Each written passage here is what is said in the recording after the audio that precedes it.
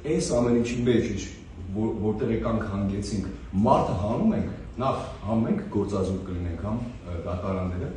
եւ երկրորդը իմաստնազրկում ամեն ինչի, երբ որ չկա մարդը։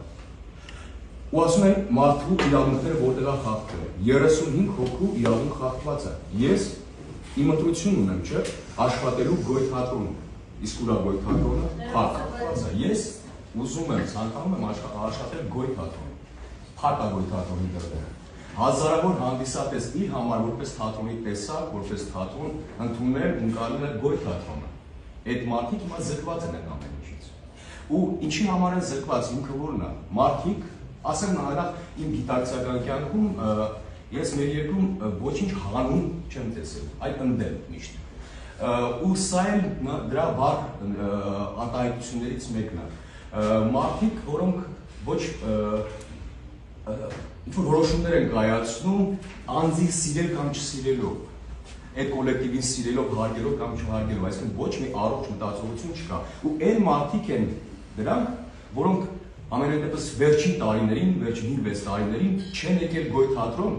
չեն տեսել ոչ մի ներկայացում, չեն տեսել հանդիսատեսի քանակ, բայց հայտարարում են, որ Գոյ թատրոնը բովանդակային առումով չի համապատասխանում իր իմաստին, այսպես ասած, հետաքրքիր չեն ներկայացումները, հանդիսատես չունի։ Մարդիկ, որոնք չեն եկել,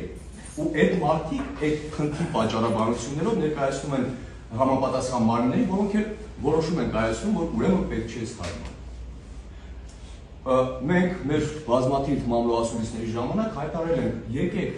եկեք նստենք միասին հասարակության առաջ, լրատվամիջոցների առաջ, բաց հարց ու պատասխանի միջոցով քննարկվենք ստեղծված իրավիճակը։ Երբեք չեն եկել։ Այդ ընթացքում ծածուկ, տակից, կներեք այս բառիս համար,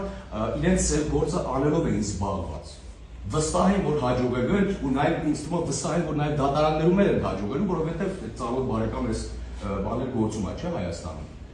Բայց ինչ եմ ուզում ասել, այս ամեն ինչը կատարվում է մեր երկրում, հասկանում եք, մեր երկրում, մենք ենք այստեղ ապրում։ Բայց եթե մեր մարդուն հանում ենք այդ տարածքից, այդ ի՞նչ է դառնում այդ տարածքը։ Ոչինչ։ Հիմա ես, իմ երեխան էլ է ծնվել այս երկրում ու ապրում է։ Հիմա եթե մի օր հարցնի, բա ինձ ասում ես, բան, սուտ չխոսել, պիտի կարգապահ լինել ես անել, դուք ուրեմն այդպես չեք, որ փակեցին ձեր թատրոնը, այսինքն ձեր խոսքը ճշմարիտ չէր, սուտ եք խոսում, ես այդ երեխուն ինչ պատասխանեմ։ Կամ ընդհանրապես բոլորս մեր երեխաները մեր երկրում են ապրելու։ Մենք որ ընտրությանն ենք հանգում։ Շարունակել համակերպվել ես իրավիճակին, թե մի փոքր ընդդիմանա, կամֆորտի մեջ ենք մենք հիմա այսպես, կարծում եմ չէ։ Ու չեմ կարծում, որ որևիցե մի ծնող ուզի ժառանգել այդ բարքերը, այդ մտածողությունը իր երեխային։